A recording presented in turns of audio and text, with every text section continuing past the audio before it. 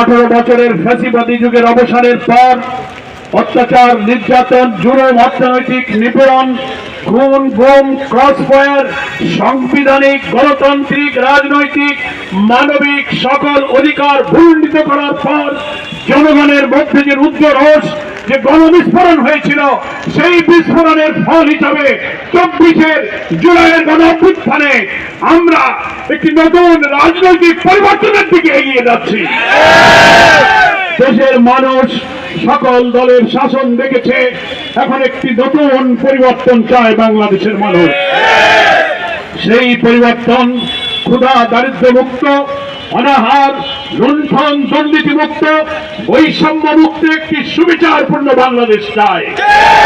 সেই পরিবর্তনের লক্ষ্যে আগামী নির্বাচন নিরপেক্ষভাবে লেভেল প্লেইং ফিল্ড এবং জুলাই যোদ্ধাদের যারা হত্যা করেছে, যারা আহত হয়েছে, তাদের পুনর্বাসন এবং খুনিদের বিচারের দাবিতে আমাদের আগামী 19 জুলাইয়ের যে ঐতিহাসিক জাতীয় সমাবেশ আমাদেরকে সফল করতে হবে।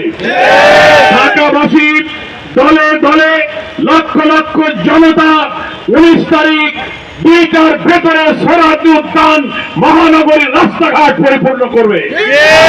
কিন্তু এমন এক মুক্ত বাংলাদেশে, নতুন স্বাধীন বাংলাদেশে আওয়ামী ফ্যাসিবাদের প্রেতাত্মা শেখ হাসিনা বিদায় নিলেও ফ্যাসিবাদের দোসররা যে এখনো ঘাটতি বেড়ে আমাদের গণতান্ত্রিক অধিকারকে হরণ করছে, আজকে গোপালগঞ্জে জুলাই যোদ্ধা এনসিপির সমাবেশে হামলা করে তারা সেই কথাই প্রমাণ করেছে।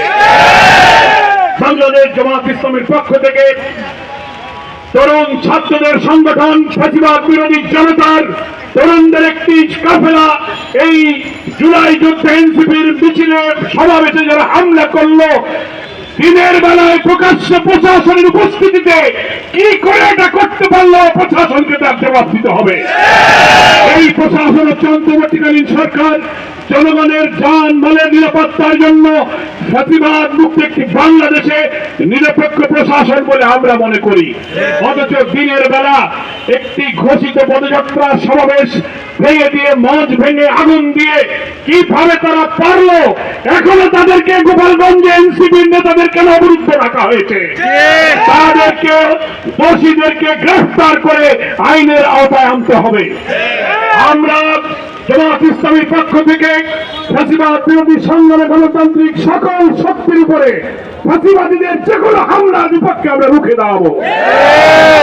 আমরা অবিলম্বে গোপালগঞ্জ, এটাও কিন্তু বাংলাদেশের অংশ, এটা সকলকে মনে রাখতে হবে। গোপালগঞ্জ কিন্তু আধিপত্যবাদী দিল্লির কোনো অংশ নয়, রক্তে বাংলাদেশের এই মানচিত্রের ভূখণ্ডের একটি অংশ। করে তারা সেখানে জুলাই অভ্যুত্থানের বীর নায়কদের একটি ছাত্র সংগঠন থেকে আসা, যাদের ত্যাগ, যাদের নির্যাতনের উপরে ফ্যাসিবাদ মুক্ত হওয়ার এক বিরাট অংশীদারিত্বের গর্বের দাবিদার যে সংগঠন, তাদের উপরে কি করে হামলা করা হলো? আমরা অবিলম্বে সরকার, স্বরাষ্ট্রমন্ত্রী, পুলিশ প্রশাসন, সরকারের আইন শৃঙ্খলা এবং মানুষের নিরাপত্তায় নিয়োজিত সকল সংস্থার কাছে দাবি করব, গোপালগঞ্জে যা ঘটনা হয়েছে এটা একটি অশনি সংকেত। দেশের ফ্যাসিবাদ বিরোধী গণতান্ত্রিক শক্তির উপরে এই হামলার পুনরাবৃত্তি যেন না হতে পারে, এখনই সকল ব্যবস্থা গ্রহণ করতে হবে। 19 জুলাই সোহরাওয়ার্দী উদ্যানে নিরাপদ পরিবেশে লক্ষ লক্ষ ঢাকাবাসী যোগ দেবে। সকলের কাছে উদাত্ত আহ্বান জানাবো, আমরা যেন সেই সমাবেশ সফল করতে আর মাত্র 2 দিন মাঝখানে আছে। ঘরে ঘরে, শহরে, নগরে, অলিতে গলিতে জামাত ইসলামের জাতীয় সমাবেশ সফল করার জন্য স্লোগানে স্লোগানে আমরা মুখরিত করব। জামাত ইসলামের সম্মানিত আমির ডক্টর শফিউর রহমান এখানে সভাপতিত্ব করবেন। বাংলাদেশের দেশপ্রেমিক সকল রাজনৈতিক দল, ইসলামী শক্তির জাতীয় নেতৃবৃন্দ মঞ্চে আসন গ্রহণ করবেন এবং তারা বক্তব্য রাখবেন। নতুন বাংলাদেশ বিনির্মাণের ঐতিহাসিক দিক নির্দেশনা সোহরাওয়ার্দী উদ্যানের মঞ্চ থেকে ইনশাআল্লাহ জাতীয় নেতৃবৃন্দ ঘোষণা করবেন।